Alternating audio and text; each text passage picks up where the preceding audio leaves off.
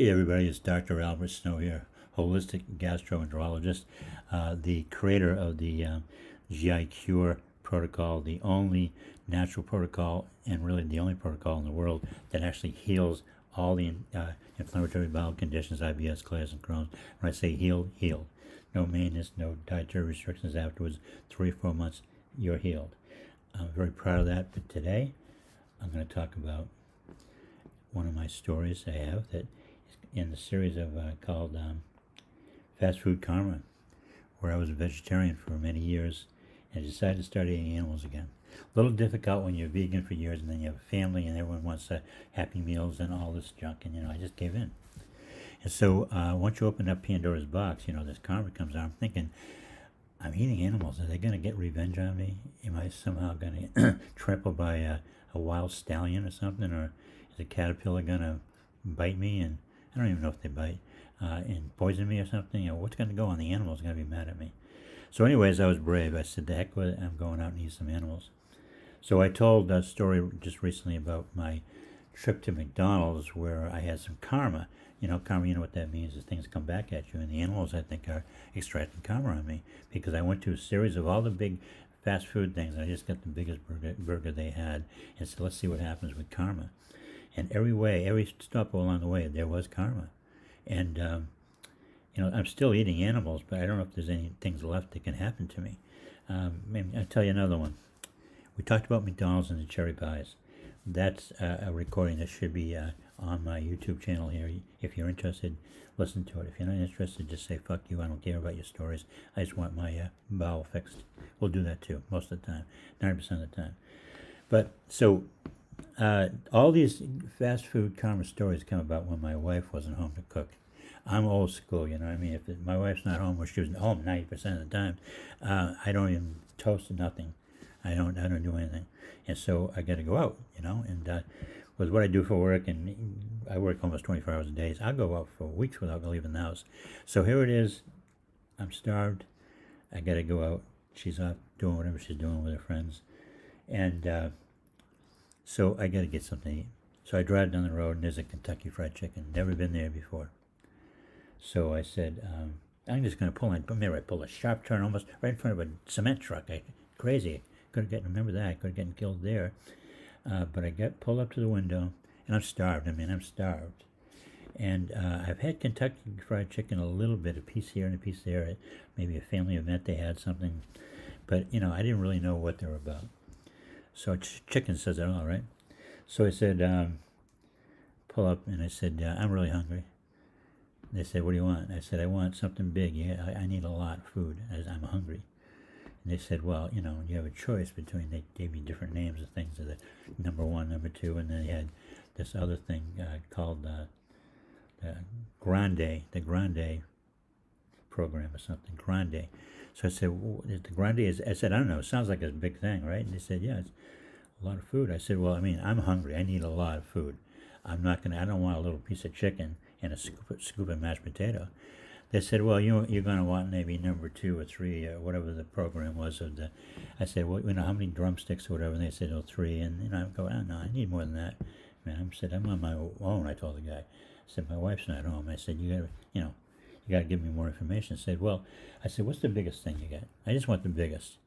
You know what I mean? I don't know how long she's going to be out. If she stays out late, I might get hungry again. And God forbid I make some toast or something. I want a lot. Give me a lot of food.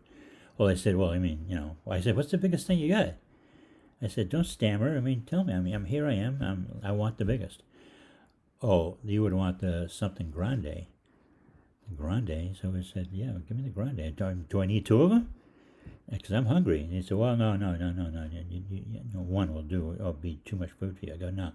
Listen, buddy, I eat a lot. Not too much food. Don't say too much food to me. I'll order 3 of the things. Says, oh, no, you're not, So I said, well, I want the grande. They said, you want the grande? I said, they said to me, are you having some kind of an event? I go, event? What do you mean? I said, the event is that I'm hungry. My stomach's growling. I want the grande. You're trying to intimidate me or something like I'm not qualified. I might order 3 of them, 4 of them. I want a grande. So guy comes up to the window. Can I help you, sir? I go, well, I'm just trying to get the grande. "Oh, do you know what's in the grande?" I said, "Well, I assume it's chicken, and do I get gravy?" He said, "Yeah, you get lots of gravy.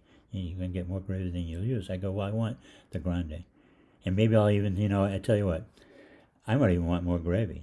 You know, you're not going to intimidate me. You're insinuating I can't handle the grande." So the guy says, "Well," he says, "if you want the grande," he walks away in mid-sentence, like he comes back with another guy. Now I got like 4 people in the window. They go, "What do you want, sir?" I said, "I want the grande." I said, "I'm going to eat it all myself." They said, "Well, that's not possible." I said, now you're challenging me." I said, "I'll eat it right here if I have to, right in front of you." So they said they're talking amongst themselves, and they go, "I want the grande." So I'm waiting. I said, "What's the big deal making my horn? Give me the grande. Give me the grande." And so they go, "Okay, you're going to get the grande." So I'm waiting. I pull up. They sit pull up the next window. I'm waiting and waiting and waiting. And I'm saying, "Where's my grande? Where's my grande?" I should have known when I was paying like $70-something. If I wasn't paying much attention, had a lot of money at the time. Just here's the money. So I want the grande. So I should have known. I mean, it hit me when they start coming out with 4 people carrying buckets of mashed potatoes and vats of gravy, and there's cranberry sauce. I could barely fit it in the trunk, and I got putting stuff in the back seat. Of course, I got to act like a tough guy now because I said I want the grande. I was going to order 2 of them. All the time I'm thinking, my wife's going to murder me. My wife's going to kill me. And so I'm saying, "Yeah, no problem, buddy. Hey, bring the gravy over, put it in the back seat. Maybe we should put it on the floor there." And I get people like, carrying stuff. They got like a little scooter. They're putting it on like move packages around. Whatever you call those things, little platforms. So with wheels, I go, "No problem. I'm dying inside." I go, "My wife's gonna kill me." So, because you go home and you get like 9 vats of of gravy in the kitchen, and so I'm saying, "No problem, man. I was going to order another one, but I think I got it just right." I'm like dying. So I packed in the car. I could barely close the door. And so it was meant to be for an outing. The grande was like, for if you're having a graduation or something, I guess, whatever. You're having a crowd, maybe a football game, a Super Bowl party or something. It was just, bread and rolls. Man, I never ate a roll in my life. I got rolls and rolls and rolls. I was thinking, man, this is insane. So I make it home, and the car was loaded down. I get out of the car, and it's like, the back of the car is like way down near the ground. So I start bringing it in the house, and I'm looking at the clock, saying, "Geez, I don't know how long she's going to stay out. What am I going to do with all this food?" I first thought was I'll just eat it. I didn't even get through the first part of the first bucket of chicken. And normally I really don't eat chicken that much, but it was, again, the wife wasn't home. So what are you going to do? You have to do something. So I panic. I start having a panic attack. I'm sweating. And I just grab a bunch of these black trash bags. And I start putting everything in there. Because we had a business. We had a store at the time. We had a dumpster in the back. We always just used to throw stuff in the dumpster. And so I'm like, I'm not even eating it now. I'm just dumping it in there. I'm spilling cranberry sauce. And I got, mashed potatoes in my ears. And I'm just hurrying because I'm thinking, I don't know, she could pull in the driveway any time, and I'm toast if she does, speaking of toast. So, she would just flip out. So and I'm afraid, she might bring like her cousin in with her and say, "Hey, let's go and have some tea or something." And there I am with buckets of gravy and stuff. So I'm dumping it in vats and stuff, I'm making double bagging it, and I probably had 6 bags, and I'm on my way to put it in my car.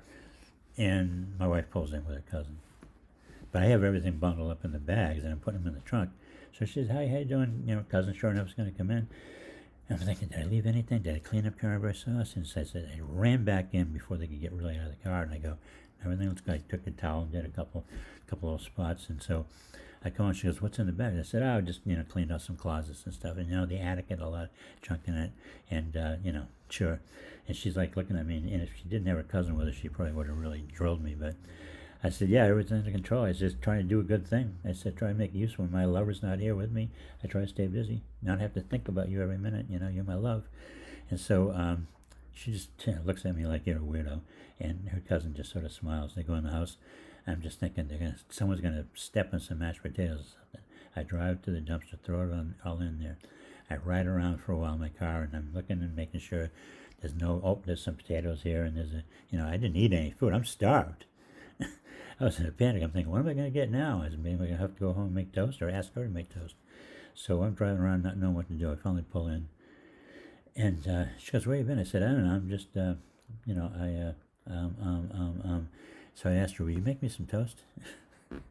And that's the end of the story. I mean, it's probably not very funny to you, but when it's your life and your marriage at stake, I was just sweating, and I went to bed that night, and there was never any mention of anything. So I escaped that one. So that's it for today. If you're just tuning in, most of the time I speak is about how to fix your colon, but once in a while I need a break. I think I said the last clip I made that somebody was blasting me on Facebook because they didn't follow the directions, and they're not healing, and everybody on the Facebook page was basically defending me, saying, "Hey, you got to follow the directions," and it just gets tense. Social media is bizarre. So I just thought, what, I'm going to blow up a little steam and tell another story, and that's what happened. Kentucky Fried Chicken. That's another episode of Fast Food Karma. That's the name of the game. Is the moral of the story is, if you're vegan, you better watch out when you start eating animals again. The next one is probably my favorite. It's Subway. I had to hit them all. I mean, I lived in an area where they're all right there. I had to hit them all. So, I had my Subway experience, and it was very rewarding. I learned a lot, and I'm still not sure if I'm done with my karma. I have a couple places to go. I have to travel far. There's places like Popeyes and some of these other places. They're not in my area. So I have to plan a trip, get my GPS out. You should see me with GPS, my God. How do you get to Nova Scotia when you're going to Cape Cod? So, I'll be making some trips, and there'll probably be some more additions to Fast Food Karma. So stay tuned, please. Thank you.